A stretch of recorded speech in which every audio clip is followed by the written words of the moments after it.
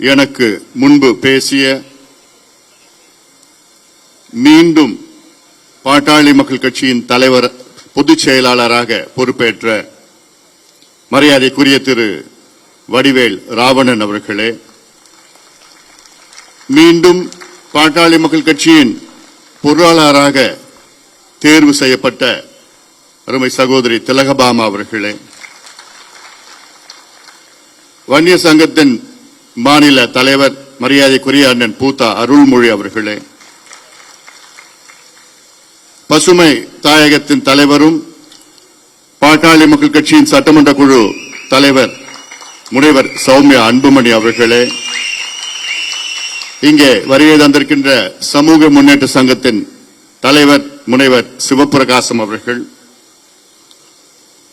மற்றும் இந்த பொதுக்குழு நிகழ்ச்சிகளை மிக சிறப்பாக நடத்தி கொண்டிருக்கின்ற தலைமை நிலை செயலாளர் செல்வகுமார் அவர்கள்,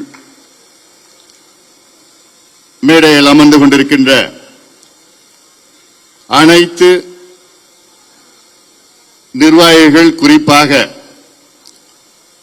நம்முடைய இணை அமைப்புகளின் தலைவர்கள், நிர்வாகிகள், நம்முடைய சட்டமன்ற உறுப்பினர்கள், முன்னாள் உறுப்பினர்கள், நாடாளுமன்ற முன்னாள் உறுப்பினர்கள், முன்னாள் அமைச்சர்கள், பல்வேறு அணிகளில் சார்ந்த தலைவர்கள், செயலாளர்கள், நிர்வாகிகள், மேடையில் உள்ள அத்துணை நிர்வாகிகளுக்கும், இங்கே பொதுக்குழுக்கு வருகை தந்திருக்கின்ற மாநில, மாவட்ட, ஒன்றிய கிளை அனைத்து நிலை நிர்வாகிகளுக்கும், அனைத்து பொதுக்குழு உறுப்பினர்களுக்கும், ஊடக நண்பர்களுக்கும், என் உயிரினும் மேலான அன்பு பாட்டாளி சொந்தங்களுக்கும் என்னுடைய பணிவான வணக்கங்களை தெரிவிக்கின்றேன். என் மீது நம்பிக்கை வைத்து என்னை பாட்டாளி மக்கள் கட்சியின் தலைவராக மீண்டும் தேர்ந்தெடுக்க செய்த உங்கள் அனைவருக்கும் என்னுடைய நன்றிகளை தெரிவிக்கின்றேன். நம்முடைய இனமான காவலர், சமூக நீதி போராளி மருத்துவர் ஐயா அவர்களுக்கு என்னுடைய பணிவான நன்றிகளை இந்த நேரத்தில் நான் தெரிவிக்கின்றேன். அது மட்டுமல்ல, பொதுக்குழு உறுப்பினர்களுக்கு மட்டுமல்ல, நம் கட்சியின் அனைத்து நிலை நிர்வாகிகளுக்கும், எல்லாவற்றுக்கும் மேல் நம்முடைய அடிமட்ட தொண்டர்களுக்கு என்னுடைய நன்றிகளையும் வாழ்த்துக்களையும் இந்த நேரத்தில் நான் தெரிவிக்கின்றேன். கடந்த ஆண்டு ஆகஸ்ட் மாதம் இதே அரங்கிலே பொதுக்குழு நடைபெற்றது. அந்த பொதுக்குழு நடைபெற்ற ஒரு சூழல் ஒரு வேறு விதமான ஒரு சூழல். அந்த சூழலில் மனதிலே எவ்வளவோ பலுக்கள் இருந்தன.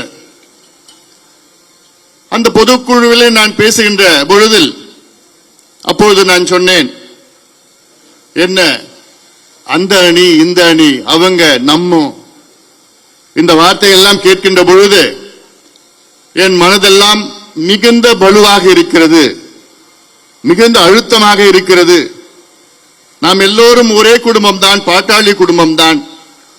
நாம் எல்லோரும் தொடக்கத்திலிருந்து ஒன்றாகத்தான் நாம் இருந்திருக்கின்றோம். இன்று ஏதோ ஒரு சூழ்ச்சியால் இவர்கள் அவர்கள் இங்கு அங்கு என்றெல்லாம் சொல்கிறார்களே, மனதளவிலே என்னால் ஏற்றுக்கொள்ள முடியவில்லை என்று கடந்த ஆண்டு இதே அரங்கத்திலே நான் சொன்னேன்.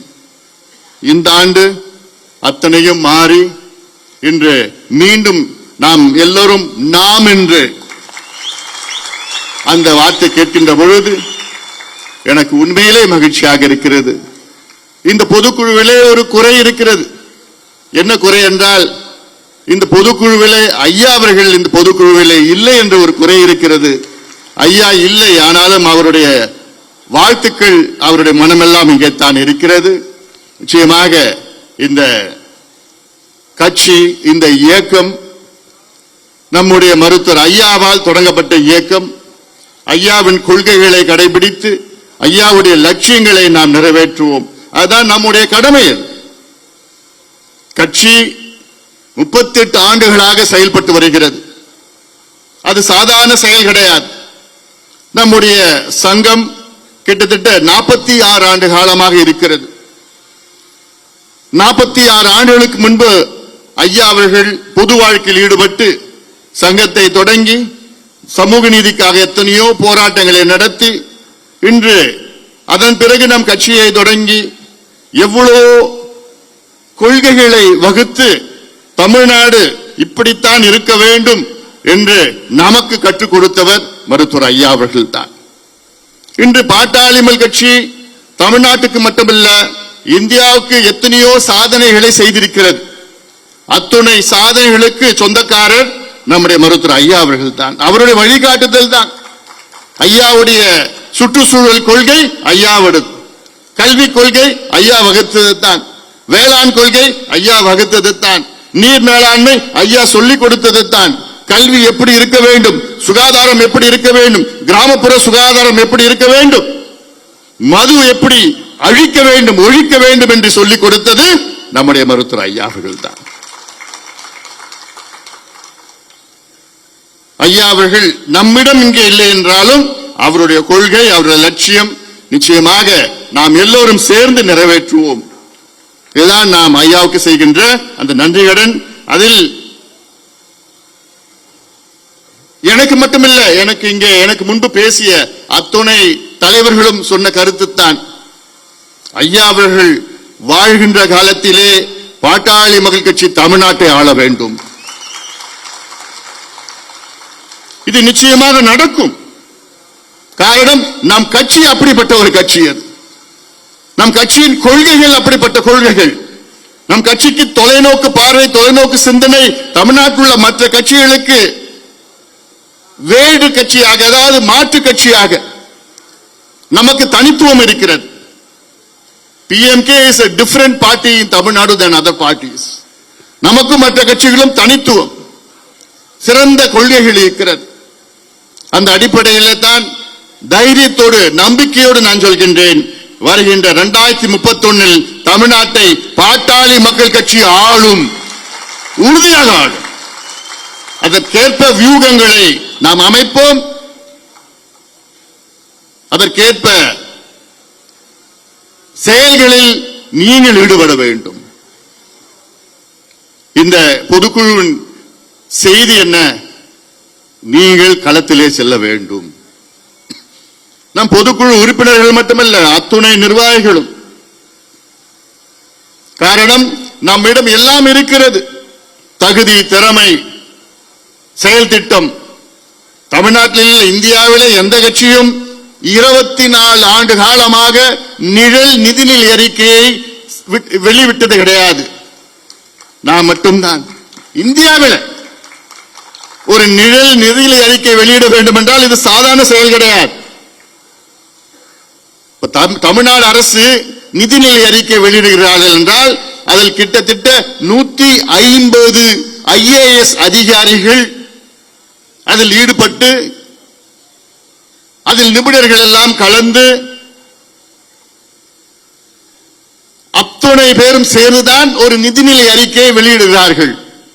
ஆனால் பாட்டாளி மக்கள் கட்சி நினைச்சு பாருங்க, 24 ஆண்டு காலமாக ஒரு நிழல் நிதிநிலை அறிக்கையை வெளியிட்டு, வெற்றிகரமாக வெளியிட்டு, தமிழ்நாட்டிற்கு எத்தனையோ எடுத்துக்காட்டு தமிழக அரசிற்கு செயல் திட்டங்களை கொடுத்து வருகின்றோம். இதை விட ஒரு தகுதி எந்த கட்சிக்கு தமிழ்நாட்டில் இருக்கிறது? எல்லாவற்றுக்கும் மேல் நம்முடைய முனைவர் சௌமியா அன்புமணி அவர்கள் பேசுகின்ற நேரத்திலே சொன்னார்கள், 100 ஆண்டுகளுக்கு முன்பு எடுக்கப்பட்ட சமூக நீதி கணக்கெடுப்பு, ஜாதி வாரி கணக்கெடுப்பு 100 ஆண்டுகளுக்கு முன்பு. அதன் பிறகு முதல் முறையாக தமிழ்நாட்டிலே இந்த ஆண்டு சாதிவாரி கணக்கெடுப்பு நடத்தப்படும் என்று அறிவிப்பு சட்டமன்றத்திலே ஆளுநர் உரையிலே வந்திருக்கிறது என்றால் அதற்கு முழு காரணம் மருத்துவர் ஐயா அவர்களும் பாட்டாளி மக்கள் கட்சியும் தான் காரணம். ஏனால் இது ஏதோ ஒரு கணக்கெடுப்பு, இது ஒரு சாதி கணக்கெடுப்பு அப்படியெல்லாம் ஒரு சில பேர் பேசுகிறார்கள். அவர்களுக்கு அந்த அளவுக்கு புரிதல் இல்லை. இந்த கணக்கெடுப்பு நடத்தினால் தமிழ்நாடு முன்னேறும், அனைத்து விதத்திலும் தமிழ்நாடு முன்னேறும். அதுதான் நம்முடைய இலக்கு. அந்த வகையில நீங்கள் நம்முடைய இலக்கை நோக்கி 2031 பாமக ஆட்சி, நம்முடைய ஆட்சி வர வேண்டும். அதற்கு நமக்கு களம் நமக்காக இருக்கின்ற அமைத்த களம் இது. கடந்த சட்டமன்ற தேர்தலில் நாம் வெற்றி பெற முடியவில்லை. ஆனாலும் தேர்தலுக்கு பிறகு தலை நிமிர்ந்து நின்று கொண்டிருக்கின்றோம். மற்ற கட்சிகள் எல்லாம் துவண்டு அடங்கி ஒடுங்கி இருக்கின்ற நேரத்திலே நாம் மட்டும்தான் தலை நிமிர்ந்து நிற்கின்றோம். காரணம் மக்களுடைய நமக்கு ஆதரவு. தேர்தல் முடிந்தவுடன் வேகமாக களத்தில் இருப்பது ஒரே ஒரு கட்சி தான், பாட்டாளி மக்கள் கட்சி. ஆளுங்கட்சி அது வேறு, அவர்கள் ஆட்சியில் இருக்கின்றார்கள். ஆனால் நாம் வேகமாக தமிழ்நாட்டில் உள்ள ஒவ்வொரு பிரச்சனை, எந்த பிரச்சனை வந்தாலும் முதல் குரல் கொடுத்து, முதல் அறிக்கை விட்டு, முதல் போராடி களத்தில் இறங்கி மக்களுக்கு விழிப்புணர்வு ஏற்படுத்தி இதுதான் பிரச்சனை, இதுதான் தீர்வு என்று தொடர்ந்து சொல்லிக் கொண்டு வருகின்றோம். மீண்டும் நான் சொல்கின்றேன், இங்கே இந்த பொதுக்குழுவுடைய செய்தி என்னன்னா, களத்தில் இறங்குங்கள். நமக்கு எல்லாம் இருக்கு, தகுதி, திறமை, நேர்மை எல்லாம் இருக்கு. ஆனால் நம்முடைய இலக்கை அடைய வேண்டும் என்றால் களத்திலே, கிளையிலே நாம் செல்ல வேண்டும். சமீபத்தில் நான் திருவண்ணாமலை மாவட்டத்துக்கு நான் சென்றேன். இங்கே மேடையில் உள்ள அத்துணை நிர்வாகிகளும் வந்தார்கள். திருவண்ணாமலை மாவட்டத்தில் 8 சட்டமன்ற தொகுதிகள், 86 நம்முடைய கட்சியின் ஒன்றியம், பேரூர் நகரம். 86 மூத்த நிர்வாகிகளை அழைத்து சென்று 2 நாள் திருவண்ணாமலை மாவட்டத்திலே தங்கி அங்கே கிளைகளை ஒன்றியத்திலே ஆய்வு செய்தோம். அதன் பிறகு கிருஷ்ணகிரிக்கு சென்றோம். கிருஷ்ணகிரியில அங்கே கிட்டத்தட்ட 66 ஒன்றியம், பேரூர் கிளை, பேரூர் நகரம். மூத்த நிர்வாகிகள் 2 நாள் அங்கேயே தங்கி ஆய்வுகள் நடத்தினேன். நானும் நேரே கிளைக்கு போனேன். கிளையில அங்க இருக்கின்ற இளைஞர்களை பேசினேன். என்ன பிரச்சனைப்பா உனக்கு? அதுல பல பேர் சொன்னாங்க, எங்களுக்கு மாவட்ட செயலாளர் யாருன்னு தெரியல. இது நம்ம உண்மையை நம்ம ஏத்துக்கணும். அப்போ என்ன நிலையில நாம அரசியல் நடத்திட்டு இருக்கிறோம், நம்ம கட்சி நடத்திட்டு இருக்கிறோம். ஏன்னா இது இவங்க சொன்னாங்க, இல்லங்க நாங்க போறோம்னு. நான் சொன்னேன், நானே வரேன். ஏன்னா நம்ம மேடையில பேசலாம், தமிழ்நாடு ஃபுல்லா சுத்தி வரலாம், சட்டமன்றத்தில் நல்லா பேசலாம், பொதுக்கூட்டத்தில் நல்லா பேசலாம், மாநாடு நடத்தலாம், நடைபயணம் நடத்தலாம், எல்லாம் பண்ணலாம். ஆனால் நம்முடைய கிளை நீரோட்டமாக இருக்க வேண்டும். அப்போதுதான் நாம் தேர்தலில் வெற்றி பெற முடியும். சில ஒன்றியத்தில் ஒன்றிய செயலாளர் யாருன்னு கூட தெரியலன்னு சொன்னாங்க. ஒன்றிய செயலாளர் நாங்க பார்த்ததே இல்லை. இதை மாற்றி அமைக்க வேண்டும். அதுதான் இந்த செய்தி, இந்த பொதுக்குழு செய்தி. அதுதான் உங்களுக்கு நான் சொல்லணும். தயவு செய்து களத்துக்கு போங்க. இல்ல நான் மாவட்ட செயலாளர், நான் இப்படிதான் இருப்பேன்னா அப்போ நீங்க மாவட்ட செயலாளர் இருப்பதற்கு தகுதியற்றவர்கள். நீங்க மாவட்ட செயலாளர் எங்கன்னா கிராமத்துக்கு போகணும். இந்த பேஸ்புக் வச்சுக்கிட்டு, ட்விட்டர் வச்சுக்கிட்டு, சோசியல் மீடியா வச்சுக்கிட்டு, பதிவு வச்சுக்கிட்டு பண்ணாதீங்க. போதும். இதுதான் என்னுடைய எதிர்பார்ப்பு உங்கள்கிட்ட. நீங்க எந்த பொறுப்பு வந்தாலும் சரி கிளைக்கு போங்க. நீங்க எடுத்துக்காட்டாக இருங்க. பல ஒன்றிய செயலாளர்கள் போறது கிடையாது, பதிவு போட்டு அரசியல் பண்ணிட்டு இருக்கிறாங்க. தயவு செய்து போங்க. இதுக்கு பிறகு எப்படி இருந்தீங்களோ இதன் பிறகு மாற்றிக்கொள்ளுங்கள். இதுதான் உங்ககிட்ட நான் கேட்கிறேன். நான் வீரவசனம் மேடையில பேசல, நாங்க வருவோம், அடுத்தது நாங்க தான் நிச்சயமா வருவோம். ஆனால் வர வைப்பது உங்கள். ஏன்னா நான் கிளைக்கு போய் கேட்டப்போ அவங்க சொன்ன, இந்த இளைஞர்கள் சொன்னாங்க, என்ன சொன்னாங்க தெரியுமா? ஐயா, இந்த ஊர்ல ஒரு பஸ் ஸ்டாண்ட் இல்ல, ரோடு சரியா இல்ல, பஸ் வரல. இந்த பிரச்சனைக்கு தீர்வு வரலன்னா கூட பரவாயில்ல. ஆனா இந்த பிரச்சனைக்கு யாராவது வந்து இது பேசினா எங்களுக்கு போதும். எங்க கிராமத்துக்கு வந்து பஸ் வரல, இந்த ரோடு சரியில்லை, இந்த ஒரு பாலம் போடணும், இந்த பிரச்சனையை பேசினாலே போதும், நாங்க அரசியல் செய்ய முடியும். ஆனால் பேசுவதற்குள்ள யாரும் வருவது கிடையாது. அதுதான் அவங்க எதிர்பார்க்கிறாங்க. தீர்வு எதிர்பார்க்கல. தீர்வு வந்ததா சந்தோஷம். ஆனா அதை விட வந்து கேட்டாலே போதும். அதுதான் இப்ப இருக்கிற சூழல்ல. தயவு செய்து அதை நீங்கள் உங்களை திருத்திக் கொள்ளுங்கள், மாற்றிக்கொள்ளுங்கள். நாங்க தலைமையில வேகமா போனா பிரயோஜனம் கிடையாது. நீங்க எங்க கூட வரணும், வேகம். அந்த வேகத்துல நீங்களும் வரணும். வந்தாதான் வேகமா நம்ம போய் ஒன்னா போக முடியும். தலைமை வேற விதமா வேகமா போயிட்டு கீழே இருக்கிறவங்க செயல்படலன்னா பிரயோஜனப்படாது. 38 வயசு நமக்கு, கட்சிக்கு 38 வயசு. நினைச்சு பாருங்க. 2 ஆண்டுகளுக்கு முன்பு கட்சி தொடங்கி இன்னைக்கு ஆளுங்கட்சி. நம்ம 38 ஆண்டு காலமாக எத்தனையோ போராட்டங்கள், எத்தனையோ ஆர்ப்பாட்டம், எத்தனையோ சிறை, எத்தனையோ சாதனைகள் செஞ்சிருக்கிறோம். எவ்வளவு மாநாடுகள் நடத்தியிருக்கிறோம். நம்மை போன்று தமிழ்நாட்டில் வேற எந்த கட்சியும் கிடையாது. எவ்வளவு நம்ம செஞ்சிருக்கிறோம். எவ்வளவு மாற்றங்கள் வந்திருக்கு நம்மால தமிழ்நாட்டுக்கு வந்திருக்கிறது. ஆனா நம்ம ஆள முடியல. இன்னைக்கு அந்த ஏக்கம் எல்லார் மத்தியிலும் இருக்கு, நம்ம மத்தியில இருக்கு, ஏக்கம் இருக்கு. இன்னைக்கு மேகதாது அப்படின்னு தமிழ்நாடு மக்கள் இன்னைக்கு மேகதாது பிரச்சனை என்னன்னு தெரிஞ்சுக்கிறதுக்கு காரணமே பாட்டாளி மக்கள் கட்சி தான். ஏன்னா பெருமையா நான் சொல்லுவேன். ஏன்னா அதுக்கு முன்பு சில இளைஞர்கள் ஏன் கர்நாடகால டேம் கட்டின தடுக்க டேம் கட்டின அப்புறம் நம்ம பேசி மேகதாது பிரச்சனைனா என்ன, அதோடைய வரலாறு என்ன, 1892 ஒப்பந்தம் என்ன, 1924 ஒப்பந்தம் என்ன, 74 ஏன் புதுப்பிக்கல, யார் இருந்தாப்போ, அதன் பிறகு நடுவர் மன்றம் எப்படி அமைச்சாங்க, 90 அமைச்சாங்க, 91 இடைக்கால தீர்ப்பு, 2007 இறுதி தீர்ப்பு, 2013 உச்ச நீதிமன்றம் தீர்ப்பு, அதன் பிறகு இப்ப பிரச்சனை எல்லாம் வந்துட்டு நிறைய எல்லாமே சொல்லி அங்க கட்டினா நமக்கு தண்ணி வராது. எவ்வளவு தண்ணி மாசம் மாசம் விடணும், எவ்வளவு பெரிய காற்று அழிக்கிறாங்க, அதெல்லாம் சொல்லி அங்க போய் நேரடியா போய் களத்துல போய் அதை போய் சோசியல் மீடியாவிலையும் அதெல்லாம் சொல்லி இப்பதான் இவ்வளவு பிரச்சனை இருக்கா.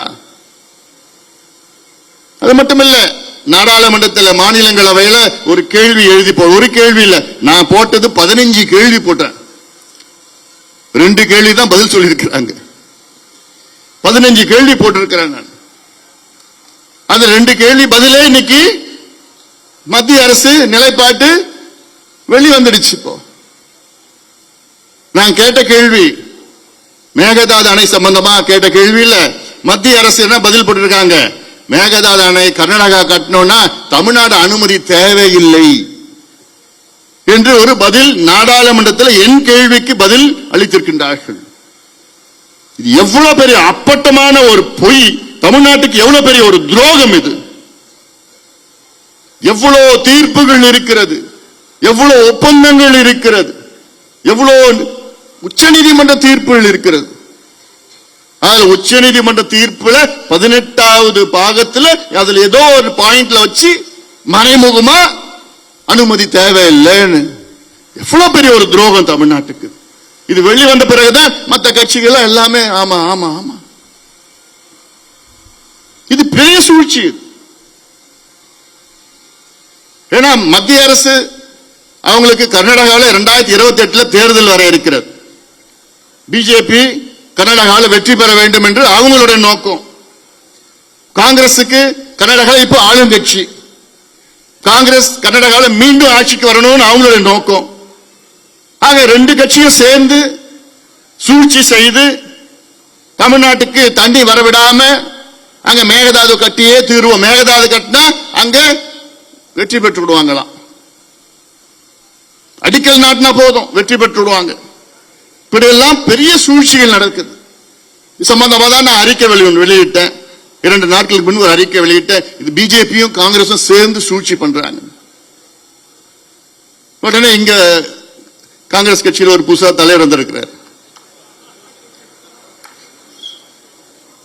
அவர் பார்த்தா மடிச்சு சட்டையை மடிச்சு விட்டுக்கிட்டு, நாங்கெல்லாம் ராணுவத்தை பார்த்துட்டோம்,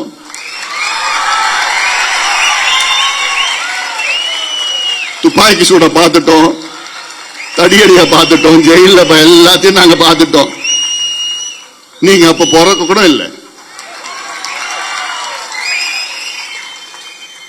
நாங்க பேசுறோம்னா அமைதியா போயிடு.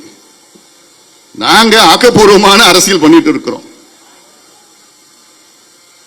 நாங்க தனியா நின்று எத்தனையோ சட்டமன்ற உறுப்பினர்களை நாங்க வெற்றி பெற்றிருக்கிறோம். தனியா நின்று உங்களால ஒரு கவுன்சிலர் கூட ஜெயிக்க முடியாது. தனியா நின்று பேச வந்துட்டீங்க. அங்க கர்நாடகாவில் DK சிவகுமார் வந்து குழந்தையை கிள்ளி விடுவாராம். அங்க காங்கிரஸ், கர்நாடகா காங்கிரஸ் முதலமைச்சர் DK சிவகுமார் குழந்தையை கிள்ளி விடுவாராம். தமிழ்நாடு காங்கிரஸ் இங்க வந்து தொட்டில் ஆட்டுவாங்களாம். டிராமா என்ன நடக்கும்? இவங்களோட கட்சியுடைய தலைவர் மரியாதைக்குரிய திரு ராகுல் காந்தி 1ஆம் தேதி வராரு. இன்னைக்கு ஆகஸ்ட் 1ஆம் தேதி வராரு. சரி, வந்து அவர் சொல்லட்டும். இப்போ தமிழ்நாட்டுக்கு வராரு. தமிழ்நாட்டுடைய உரிமை காவிரி, தமிழ்நாட்டுடைய உரிமை காவிரியை நாம் காப்போம் என்று மரியாதைக்குரிய மாண்புமிகு திரு ராகுல் காந்தி அவர்கள் சொல்வாரா? சொல்லணும்.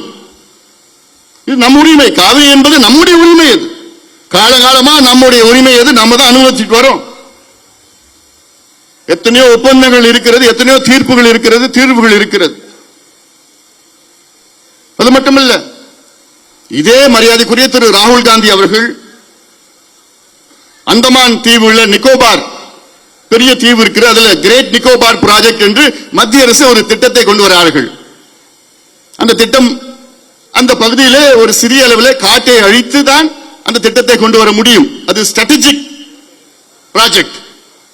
நம்முடைய பொருளாதாரம் மட்டுமல்ல, நம்முடைய இந்திய பாதுகாப்பு அதற்காக கொண்டு வர திட்டம் அது. அது நிக்கோபார் தீவுல ஒரு திட்டம். அது அதை மரியாதைக்குரிய திரு ராகுல் காந்தி அவர்கள் அந்த திட்டத்தை எதிர்க்கிறார். காரணம், அங்கே காடுகள் அழிக்கப்பட இருக்கின்றன என்ற ஒரு காரணத்தால் தான். அந்த உணர்வை நான் புரிந்து கொள்கின்றேன். அந்த எண்ணமும் அதை நான் ஏற்றுக்கொள்கின்றேன். மரியாதைக்குரிய திரு ராகுல் காந்தி அவர்கள் அங்கு காடு அழிக்கக்கூடாதுன்னு சொல்றதை நானும் ஏத்துக்கிறேன். ஆனால் அதே ராகுல் காந்தி அவர்கள் இங்க மேகதாதுவனை கர்நாடகாவில் கட்டினாங்கன்னா 12,500 ஏக்கர் காட்டை அழித்துதான் இந்த அணையை கட்ட முடியும். இதையும் மரியாதைக்குரிய திரு ராகுல் காந்தி அவர்கள் எதிர்க்க வேண்டும். இங்கேயும் தானே காட்டு அழிக்க போறாங்கன்னு அந்த திட்டமிட்டு இருக்கிறாங்க. அப்போ இதை நான் 1ஆம் தேதி வரப்போறார், ஆகஸ்ட் 1ஆம் தேதி ராகுல் காந்தி அவர்கள் தமிழ்நாட்டுக்கு அவர் அறிவிக்கணும். தமிழ்நாட்டு மக்களுக்கு எந்த பாதிப்பு இருக்காது. காவிரியில மேகதாது அணை கர்நாடகா கட்ட மாட்டாங்க, காட்டு அழிக்க மாட்டாங்க என்ற அறிவிப்பு மரியாதைக்குரிய மாண்புமிகு திரு ராகுல் காந்தி அவர்கள் வெளியிடணும், சொல்லணும், பேசணும். ஏன்னா இவருடைய அரசு தான் அங்க, காங்கிரஸ் அரசு தானே அங்க இருக்கு. கர்நாடகாவில் ஆளுகின்றது காங்கிரஸ் அரசு. இவர் சொன்னா நிச்சயமா கேட்பாங்க அங்க. அதனால்தான் இதெல்லாம் நான் சொல்லிட்டு வரேன். நான் இதுல எல்லாம் அரசியல் செய்ய நான் எனக்கு விருப்பம் கிடையாது. எனக்கு மேகதாது அணை கட்டக்கூடாது, அவ்வளவுதான். அதற்கு இப்போ நம்ம அறவழியில விழிப்புணர்வு போராட்டம் ஆர்ப்பாட்டம் ஏதோ பண்ணிட்டு இருக்கிறோம். வேற விதமா செய்யணும்னா 1 நிமிஷம் தான் ஆகும், சாதாரணமா பண்ணிட்டு போயிடலாம். ஆனா நம்ம ஒரு ஆக்கப்பூர்வமான ஒரு கட்சியா இருக்கிறோம், டீசன்ட் டெவலப்மெண்ட் பாலிடிக்ஸ்ல இருக்கிறோம். நம்முடைய மருத்துவர் ஐயா அவர்கள் போனார், 1000 வாகனங்களை எடுத்துட்டு ஒசூர்ல போய் நிறுத்தினாங்க, வண்டியை நிறுத்தினாங்க. அதெல்லாம் எங்களால செய்ய முடியும். ஆனாலும் இது ஒரு ஆக்கப்பூர்வமா நம்ம பேசி நமக்குள்ள ஒற்றுமை வேண்டும். தமிழ்நாடு அரசியலில் ஒற்றுமை வேண்டும். அப்போ கர்நாடகா எடுத்துக்கங்க, அங்க இருக்கிற முதலமைச்சர் DK சிவகுமார் அவர் வீட்டில் போயிட்டு மத்திய பிஜேபி அமைச்சர்கள், இப்ப புதுசா கல்வி அமைச்சரா போன வாரம் போட்டிருக்காங்க பிரகலாத் ஜோஷின்னு, அவர் எங்க போறார்? பிஜேபி மத்திய அமைச்சர், அவர் கர்நாடகா முதலமைச்சர், காங்கிரஸ் முதலமைச்சர், அவர் வீட்டில் போய் பார்க்கிறார். குமாரசாமி ஜனதா தள் அவர் வீட்டில் போய் பார்க்கிறார். எல்லாமே ஒன்னா சேர்ந்துட்டாங்க கர்நாடகாவில். எதுக்கு? அவங்களுக்கு தேவையில்லாத ஒரு அணை, மேகதாது அணை கட்டணும்னு. ஆனா இங்க நமக்குள்ளே பிரச்சனை, நமக்குள்ளே ஈகோ. தொடர்ந்து முதலமைச்சர் அவர் சொல்லிட்டு வரோம், மாண்புமிகு முதலமைச்சர் அவர்களே, தமிழ்நாட்டிலே அனைத்து கட்சி கூட்டத்தை கூட்டுங்கள். இது தமிழ்நாட்டு பிரச்சனை. இது டிவிக்கே பிரச்சனை கிடையாது, தமிழ்நாட்டு பிரச்சனை. கூட்டத்தை கூட்டுங்கள், கூட்டத்தில் ஒரு முடிவெடுங்க, முடிவெடுத்துட்டு டெல்லிக்கு எங்களெல்லாம் அழைச்சிட்டு போங்க. சட்டமன்ற நாடாளுமன்ற உறுப்பினர்கள் தலைவர்களை அழைச்சிட்டு பிரதமரை சந்தித்து அழுத்தம் கொடுக்கணும், அரசியல் அழுத்தம் கொடுக்கணும். நீர்வளத்துறை அமைச்சரை சந்திக்கணும். கர்நாடகா முதலமைச்சர் DK சிவகுமார் அவர்கள் இந்த 3 மாதத்துல 4 முறை மத்திய நீர்வளத்துறை அமைச்சர் சந்திச்சிருக்கின்றார். இந்த ஒரு பிரச்சனைக்காக இதைத்தான் செய்யணும். அதன் பிறகு சட்ட போராட்டம் தான். கர்நாடகாவில் போய் பேச்சுவார்த்தை எல்லாம் நிச்சயமா இந்த நேரத்தில் வேண்டாம். ஒரு சிலர் புரிதல் இல்லாம, ஏன் எம்ஜிஆர் கூட அந்த காலத்துல போய் பேசினாரு. எம்ஜிஆர் பேசினது காவிரி தண்ணிக்காக. கர்நாடகாவில் இப்ப அவங்க பேசுறது அழைக்கிறது மேகதாது அணைக்காக. 2 வெவ்வேறு. காவிரி தண்ணி அப்ப கொடுக்கல, ஆனா இப்ப கர்நாடகாவில் மேகதாது அணை கட்டுவதற்காக பேச்சுவார்த்தை நடத்துவதற்காக நீங்க வாங்க. நிச்சயமா மேகதாதுவே நான் ஏத்துக்கல, பிறகு எதுக்கு நான் மேகதாது பத்தி பேச்சுவார்த்தைக்கு நான் கலந்துக்கணும்? எதுக்கு மேகதாது நடுவர் மன்றம்? மேகதாதுவே எனக்கு வேண்டாம், மேகதாதுவே நான் ஏத்துக்கல, மேகதாது நடுவர் மன்றம் எப்படி நான் ஏத்துப்பேன்? இதெல்லாம் உறுதியாக இதை இப்ப இருக்கின்ற தமிழக அரசு அதை கொஞ்சம் புரிதல் கொஞ்சம் இருக்கணும். ஏன்னா இது மிகப்பெரிய ஒரு பிரச்சனையா நாளைக்கு வரக்கூடாது. அதிகாரிகள் ஆலோசனைகள் பண்ணிட்டு இருக்கிறாங்க. ஆனாலும் அனைத்து கட்சி கூட்டத்தை கூட்டி அனைத்து கட்சிகளுடைய எண்ணங்களை, குறிப்பாக விவசாயிகளுடைய கருத்துக்களை கேளுங்கள்.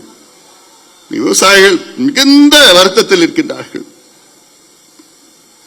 தினம் 2 விவசாயி தற்கொலை செய்திருக்கின்றார். தினம் ஒரு விவசாயி தற்கொலை பண்ணாலே நமக்கு அவமானம். அது நமக்கு அவமானம். ஒரு விவசாயி தற்கொலை பண்ணா, ஆனா தினம் 2 பேர் தற்கொலை பண்ணிட்டு இருக்காங்க. என்ன காரணம்? அவங்க கடன் தொல்லை. எவ்வளவு கடன் வாங்கியிருக்கிறாங்க? 10,000 ரூபாய், 20,000 ரூபாய், 30,000 ரூபாய், 50,000 ரூபாய். நம்முடைய முனைவர் சௌமியா அவர்கள் சட்டமன்றத்தில் பேசினாங்க. 10,000 கோடி வாங்கிட்டு லண்டன்ல சொகுசா வாழ்ந்துட்டு இருக்கிறான், ஆனா 10,000 ரூபாய் கடன் வாங்கி அதை கேட்டால் கைத்துல தொங்குறான் விவசாயி.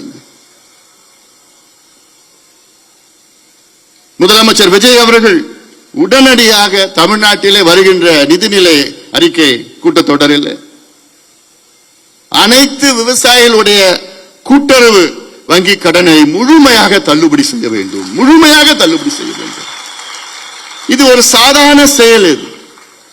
இதுல நீங்க தயவு செய்து உங்க அதிகாரி என்ன சொன்னாலும் நீங்க கேட்காதீங்க. முதலமைச்சர் விஜய் அவர்களே, காமராசரை போல செயல்படுங்கள். காமராசர் அதிகாரி சொல்றதெல்லாம் கேட்க மாட்டார். அவர் பிராக்டிக்கல், யதார்த்தமா பிரச்சனையா, ரைட், இந்த பிரச்சனைக்கு உன்னால தீர்வு கொடுக்க முடியலையா, அதிகாரி எல்லாரும் பிரச்சனை தீர்வு கொண்டு வர முடியலையா, அதிகாரியை மாத்து. எந்த அதிகாரியை தீர்வு கொடுக்கிறாரோ அந்த அதிகாரியை போடு. இதுதான் நிர்வாகம். தைரியமாக முடிவெடுங்கள். எந்த ஆகிட போது இன்னும் கூடுதலா ஒரு 15,000 கோடி 16,000 கோடி அவ்வளவுதான். ஏற்கனவே காவிரியில தண்ணி வரல, குறுவை முடிஞ்சு போச்சு, சம்பாவே கேள்விக்குறியா இருக்கு. இந்த ஆண்டு சூப்பர் எல் நீனோ எஃபெக்ட் சொல்றாங்க. சூப்பர் எல் நீனோ எஃபெக்ட் விவசாயத்தில் குடிப்பதற்கு தண்ணீர் இல்லாத ஒரு சூழல் வரும் என்று சொல்கிறார்கள். வறட்சி வரும் சொல்றாங்க. தமிழ்நாடு வறட்சியை பார்த்து எத்தனையோ 10 ஆண்டுகள் இருக்கிறது. இந்த ஆண்டு வரும் சொல்றாங்க. அதற்கு எல்லாமே முன்னெச்சரிக்கை நடவடிக்கை. அது முதல் நடவடிக்கை என்னன்னா, விவசாயிகள் அவங்கதான் நமக்கு உணவளிக்கின்ற கடவுள். அவங்களுக்கு முழுமையா கடன் தள்ளுபடி பண்ண என்ன எவ்வளவு தமிழ்நாடு பட்ஜெட் இப்ப நீங்க 5 லட்சம் கோடி போட போறீங்க, பட்ஜெட் போட போறீங்க. கூடுதலா ஒரு 15,000 கோடி கூடுதலா போய் அவங்களுக்கு கடனை தள்ளுபடி பண்ண என்ன? மகாராஷ்டிராவில் 36,000 கோடி ரூபாய்க்கு தள்ளுபடி பண்ணிருக்கிறாங்க. 55 லட்சம் விவசாயிகள் அங்கே பயன்பெற்றிருக்கின்றார்கள். இங்க இந்த ரூல்ஸ், இந்த சட்டம், அந்த சட்டம், சட்டம்லாம் வேண்டாம். தள்ளுபடினா தள்ளுபடி ஒரு கையெழுத்து போட்டா முடிஞ்சு போச்சு. அந்த அதிகாரத்தில் நீங்கள் இருக்கிறீர்கள். எனக்கு மட்டும் அந்த அதிகாரம் என்னைக்கோ நான் பண்ணிட்டு இருக்க போறேன்.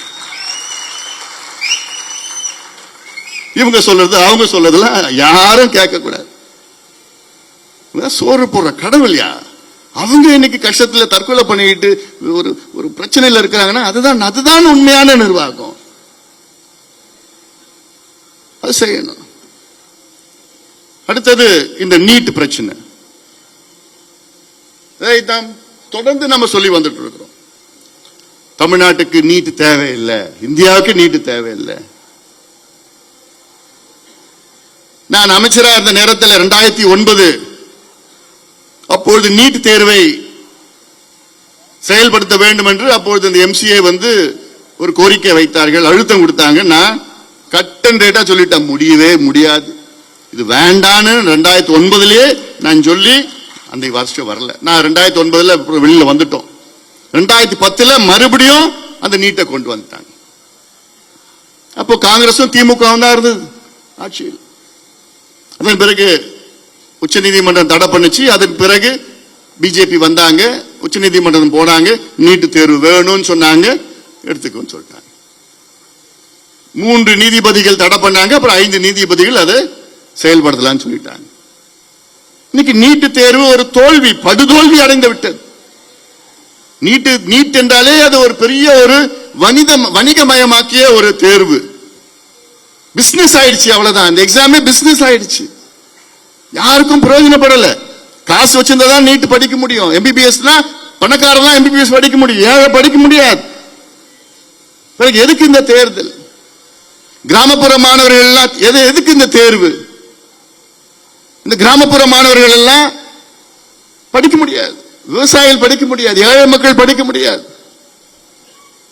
போன வருஷம் 0 மார்க் எடுத்தவங்க எல்லாம் நீட் பிஜி படிச்சுட்டு இருக்கிறாங்க. இப்போ 0 மார்க் நீட்ல.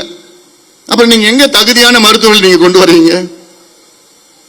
590 மார்க் எடுத்த ஒரு பையன், அவனால எம்பிபிஎஸ் படிக்க முடியல, ஏன்னா அவங்க அப்பா விவசாயி. 5 லட்சம் ரூபாய் ஃபீஸ் கட்ட முடியல, government quota private college. 110 mark எடுத்தான் ஒரு பையன், 720 மார்க் 110 மார்க் எடுத்த ஒரு பையன் இன்னைக்கு எம்பிபிஎஸ் படிச்சுட்டு இருக்கிறாங்கன்னா அவங்க அப்பா 27 லட்சம் ஃபீஸ் ஒரு வருஷமும் கட்டுறதுக்கு அவங்க அப்பா ஒரு கோடீஸ்வரர். 590 மார்க் எடுத்த ஒரு பையன், படிக்கிற பையன் படிக்க முடியல, 110 மார்க் எடுத்த பையன் படிக்கிறானா? அப்புறம் என்னையா தேர்வு இது? எதுக்கே அந்த தேர்வு?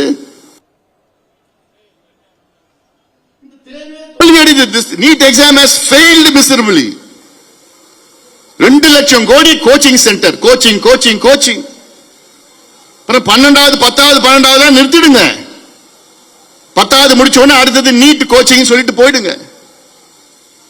11வது 12வது தேர்வு எல்லாம் வேண்டாம்.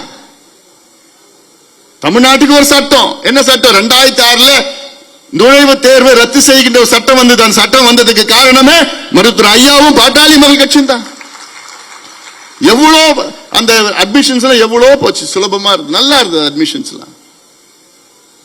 நீட் வந்த உடனே பாவம் அந்த பிள்ளை எல்லாம். எனக்கு எல்லாத்தோட என்ன தெரியுமா என்னால ஏத்துக்க முடியல, நம்ம குழந்தைங்க எல்லாம் தற்கொலை பண்றது. ஐயோ, பிள்ளைங்கெல்லாம் படிக்கிற பிள்ளைங்க 15 வயசு 16 வயசு 17 வயசு குழந்தைங்க எல்லாம் என்னால படிக்க முடியல, நீட் பாஸ் பண்ண முடியல, தற்கொலை பண்ணுகின்ற ஒரு தேர்வு. இது ஒரு தேர்வாயா?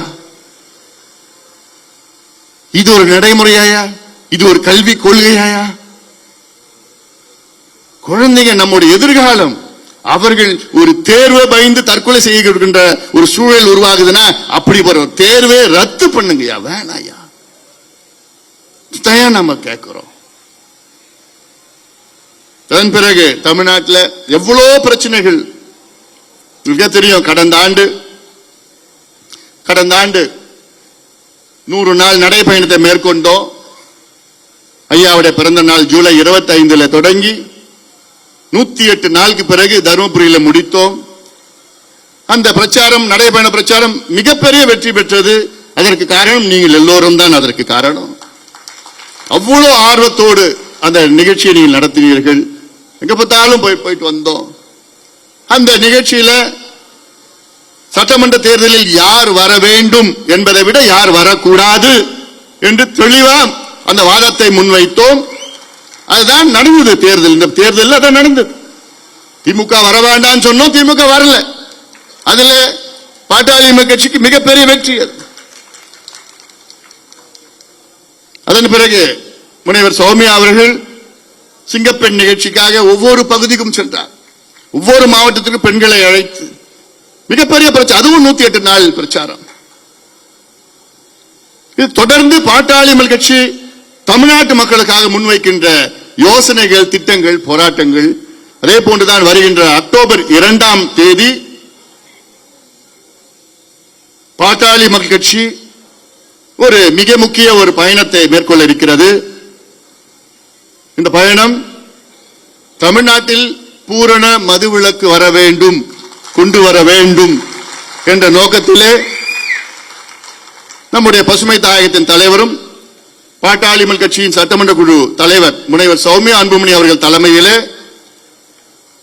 2 ஆண்டுகள் இந்த ஒரு மக்கள் இயக்கம், மது ஒழிப்பு இயக்கம் ஒன்று தொடங்கி அவர் ஒவ்வொரு மாவட்டத்திற்கும், ஒவ்வொரு பகுதிக்கும், ஒவ்வொரு ஊருக்கும் சென்று மக்களை திரட்டி, குறிப்பாக பெண்களை திரட்டி தமிழ்நாட்டுக்கு மது வேண்டாம், மதுவை ஒழிக்க வேண்டும் என்ற நோக்கத்திலே ஒரு பிரச்சாரத்தை மேற்கொள்ள இருக்கின்றார். வருகின்ற அக்டோபர் 2ஆம் தேதியிலிருந்து அதற்கு நீங்கள் எல்லோரும் ஒத்துழைத்து அதற்கு ஏற்ப நிகழ்ச்சிகளை நீங்கள் எல்லோரும் நடத்த வேண்டும் என்று உங்களை அன்போடு பாசத்தோடு நான் கேட்டுக்கொள்கின்றேன். காரணம் இது மிக மிக அவசியமானது, மிக மிக அவசியமானது.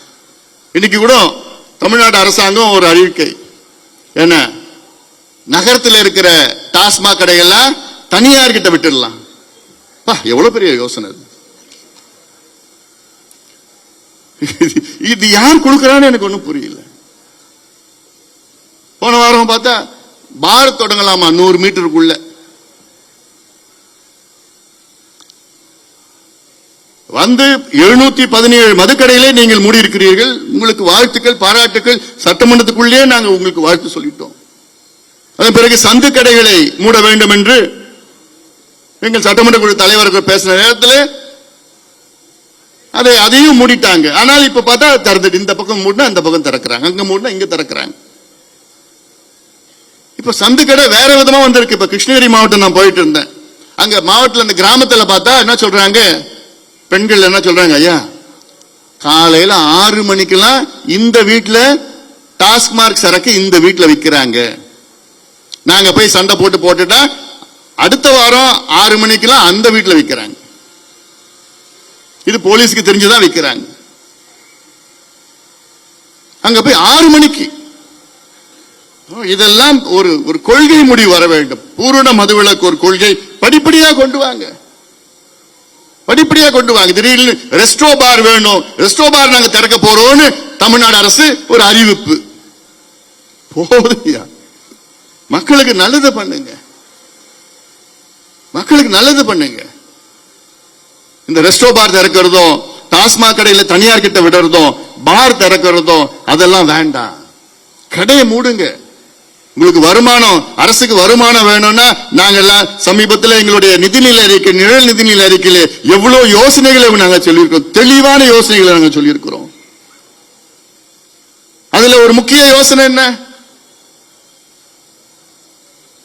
பொதுத்துறைகள், தமிழ்நாட்டில் உள்ள பொதுத்துறைகள், பொதுப்பணித்துறை, போக்குவரத்து துறை, மின்துறை போன்ற பொதுத்துறைகளில் அந்த லஞ்சம் ஊழலை ஒழிச்சு நிர்வாக சீர்கேடுகளை எல்லாம் அகற்றி அதை சரி செய்து சுத்தப்படுத்தினால் 30,000 கோடி ரூபாய் ஆண்டு வருமானம் தமிழக அரசுக்கு கூடுதலாக வரும்.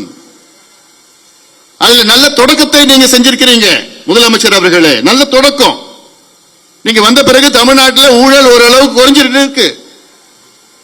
ஆனால் அடுத்தது இந்த சீர்திருத்தங்களை செஞ்சீங்கன்னா போதும். உங்க மதுக்கடை உங்களுக்கு வேண்டாம், அதுல வர வருமானம் வேண்டாம். மதுக்கடையால் தமிழ்நாட்டுக்கு ஆண்டுதோறும் வருமானம் 56,000 கோடி. ஆனால் பாதிப்பு எவ்வளவு தெரியுமா? தனி நபர்களுக்கு பாதிப்பு, அரசுக்கு பாதிப்பு, பொதுமக்களுக்கு பாதிப்பு எவ்வளவு தெரியுமா? கிட்டத்தட்ட 1.5 லட்சம் கோடி பாதிப்பு. Loss of productivity. மதுவை குடிச்சிட்டு காலையில் அடுத்தது லேட்டா வர்றது, வராம போறது, வந்து சரியான முறையில் செயல்படுறது இல்ல, லஞ்ச் பிரேக், டீ பிரேக்ல போய் குடிச்சிட்டு வர்றது, மொத்த உற்பத்தியே குறையுது. இரண்டாவது, பல சாலை விபத்துக்கள், உயிரிழப்புகள் இல்ல பொருள் இழப்புகள், ஹாஸ்பிட்டல் போய் சேர்க்கிறது. இந்தியாவிலே அதிக கல்லீரல் பிரச்சனை தமிழ்நாட்டில் தான் இருக்கு. Liver cirrhosis, alcoholic liver cirrhosis இந்தியாவில் அதை குணப்படுத்தணும்னா, லிவர் டிரான்ஸ்பிளான்ட் பண்ணணும்னா எவ்வளவு தெரியுமா செலவாகும்? 40 லட்சம் ரூபாய் செலவாகும். இதெல்லாம் செலவு எல்லாம் எடுத்துட்டு பாத்தீங்கன்னா 1.5 லட்சம் கோடி மக்களுக்கு சுமை. கனிம வள கொள்ளை தொடர்ந்து சொல்லிட்டு வந்துடும். தென் மாவட்டங்களில் அந்த மாஃபியா காட்ஃபாதர் சொல்லி சொல்லி சொல்லி சொல்லியே இப்ப கூட நேற்று முந்தா நாள் கூட ஒரு அறிக்கை விட்டேன். தமிழக அரசு வந்தவுடன் கொஞ்சம் வேகமா இந்த ஊழல் ஒழிப்புலாம் இதெல்லாம் செயல்பட்டாங்க. இப்ப கொஞ்சம் ஸ்லோ ஆயிடுச்சுன்னு சொன்னவுடன் அடுத்த நாள் கனிம வளம் கேரளாவுக்கோ கர்நாடகாவுக்கோ ஆந்திராவுக்கோ எடுத்து செல்லக்கூடாது, 3 மாதம் தடை விதித்திருக்கின்றார்கள். அதை வரவேற்கின்றோம். இது 3 மாதம் நிரந்தர தடை கொடுங்க. அது மட்டுமல்ல, கடந்த ஆட்சி காலத்தில் அது யார் கடத்தினாங்களோ அவங்களுக்கு சிபிஐ விசாரணை பண்ணுங்க. சிபிஐ ஏன் விசாரணைனா அது inter state problem. Tamil Nadu, Andhra, Kerala, Karnataka inter state problem. CBI விசாரணை தான் அது உகந்ததாக இருக்கும். இப்ப பார்த்தா நேத்து கேரளா முதலமைச்சர் ஒரு கடிதம் எழுதியிருக்கிறார் தமிழ்நாடு முதலமைச்சருக்கு. தயவு செய்து கேரளாவில் கட்டுமானங்கள்லாம் நின்று போயிடுச்சான். தயவு செய்து அந்த குவாரி, அந்த கனிம வளத்தெல்லாம் தயவு செய்து மறுபடியும் அனுமதி கொடுங்க. கேரளாவில் அவங்க மலையையும் கனிமத்திலையும் கை வைக்க மாட்டாங்க. அவங்க ஆத்துலயும் மலையிலையும் கை வைக்க மாட்டாங்க. கர்நாடகாவிலையும் கை வைக்க மாட்டாங்க. ஏன்னா அவங்களாம் பாதுகாப்பாங்க. ஆனா நம்ம இழிச்சவன், நம்ம அழிக்கலாம். எல்லாத்தையும் அழிச்சு ஒழிச்சு, மலையை ஒழிச்சிடலாம், அழிச்சிடலாம், எல்லாத்தையும் நாசப்படுத்தி கேரளாவுக்கு ஏற்றுமதி பண்ணி, கர்நாடகா ஏற்றுமதி பண்ணி அங்க கட்டுமானத்துக்கு அதெல்லாம் நிச்சயமா கூடாது. தடை பண்ணுங்க. அதனால இது ஒவ்வொன்றாக நாங்க நல்ல யோசனைகள் தமிழக அரசுக்கு நாங்கள் சொல்லி வருகின்றோம். தமிழக அரசும் அதை நல்ல வகையாக ஏற்றுக்கொள்கிறது. இதுதான் நல்ல ஒரு அரசியல். இதுக்கு முந்தைய காலத்தில் எவ்வளவு யோசனைகளை செஞ்சோம், சொன்னோம். ஆனா அவங்க எல்லாம் எங்களுக்கு தெரியும், நீ அமைதியா, எங்களுக்கு தெரியும், இப்படி எல்லாம் இருந்த நேரம் இப்போ நம்ம சொன்னா அவங்க ஏத்துக்கிறாங்க, ஏத்தி மாற்றங்களை கொண்டு வருகிறார்கள். உடனே நம்ம மீடியாவில் இதை வச்சுக்கிட்டு ஓஹோ கூட்டணி பேசிட்டாங்கடா, உடனே சேர்ந்துருவாங்கடா. எத்தனை 2, 1, 3 எது அமைச்சர்கள் இப்படி எல்லாம் இவங்களே பேசி, அத்தனையும் வதந்திகள். தயவு செய்து யாரும் நம்பாதீங்க. நம்ம ஒரு ஆக்கப்பூர்வ கட்சியா இருக்கிறோம்.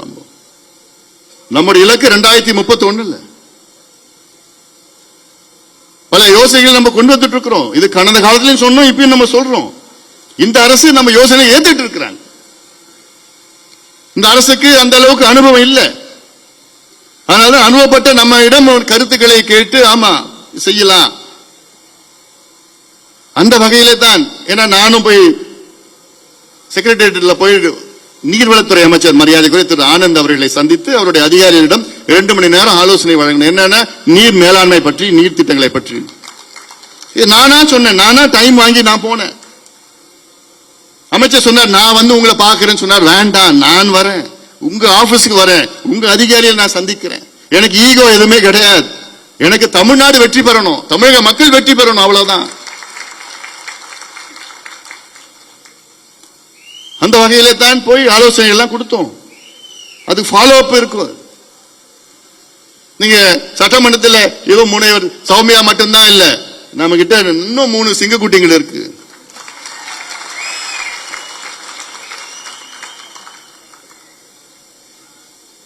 அவங்களையும் பார்க்க போறீங்க நீங்க. அதனால இதெல்லாம் நம்முடைய பெருமைகள். இதெல்லாம் நம்ம ஒரு நல்ல ஒரு ஆக்கப்பூர்வ கட்சி. அதெல்லாம் இன்னொரு செய்தி, இன்னும் ஒரு சில மாதத்தில் ஆந்திராவிலே பாட்டாளிமல் கட்சி தொடங்கப்படும்.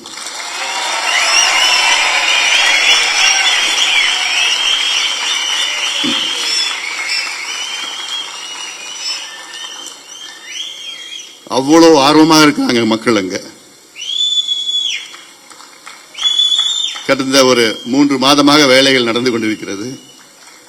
இப்ப வருகின்ற சனிக்கிழமை பனையூர்ல ஒரு முக்கியமான நபர்கள் ஒரு 100 பேர் வராங்க, வந்து பாக்குறாங்க. ஏன்னா ஆந்திராவில் இருக்க அத்துணை மாவட்டங்களில் இருந்து வராங்க.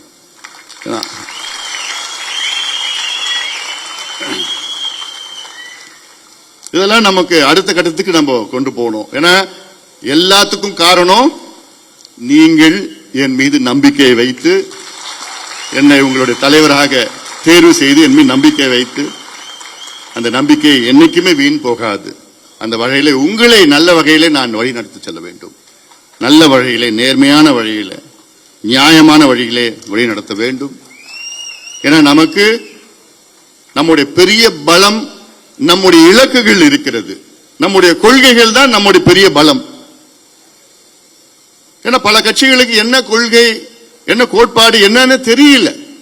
நமக்கு தெரியுது. ஐயா அவர்கள் வகுத்த நமக்கு மிகப்பெரிய பலம்னா நம்முடைய கோட்பாடுகள், கொள்கைகள், செயல் திட்டங்கள் எல்லாமே, தொலைநோக்கு சிந்தனைகள் எல்லாமே, நம்ம பிளான் எவ்வளவு இருக்கு, அதுதான் நம்ம பலம்.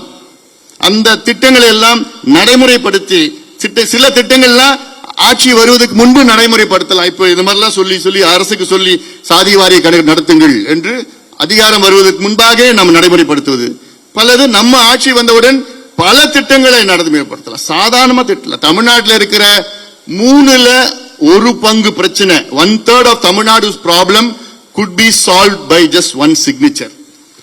ஒரே கையெழுத்துல தமிழ்நாட்டில் உள்ள 1/3 பிரச்சனைகளை ஒரே கையெழுத்துல, கொள்கை முடிவு. அதுக்கு காசுலாம் தேவையில்லை, நிதி தேவையில்லை, யாரும் தேவையில்லை. ஜஸ்ட் கொள்கை முடிவு இருந்தா போதும்.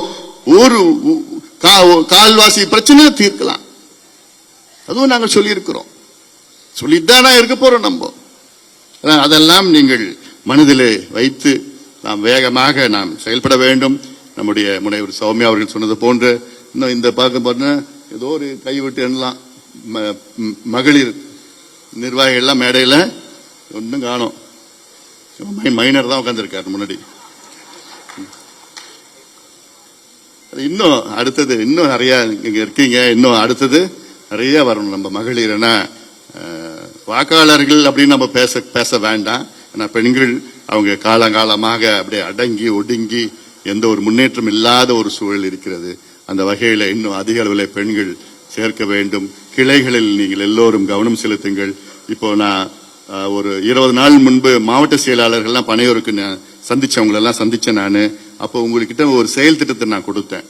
இன்னும் 10 நாள்ல எனக்கு கிளை தலைவர், செயலாளர், பொருளாளர் உடைய பேரு, போன் நம்பர் எனக்கு வேணும்னு சொன்னேன். ஒன்றிய செயலாளர், ஒன்றிய தலைவருடைய பேரு, போன் நம்பர் இருக்கணும். எனக்கு நாளை மறுநாள் பனையூர்ல அத்துணை மாவட்ட செயலாளர்களும் வந்து எனக்கு கொடுங்க. ஏன்னா நான் நேரடியா கிளை நிர்வாகிகிட்ட நான் பேச போறேன், நான் தொடர்பு கொள்ள போறேன்.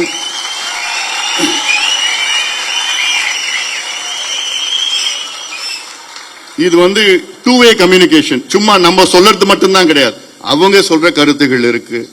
அதனால இதை வந்து ஒரு தொடர்பு நம்ம பண்ண போறோம் நம்ம. அதனால இதை அவசியமா எனக்கு இந்த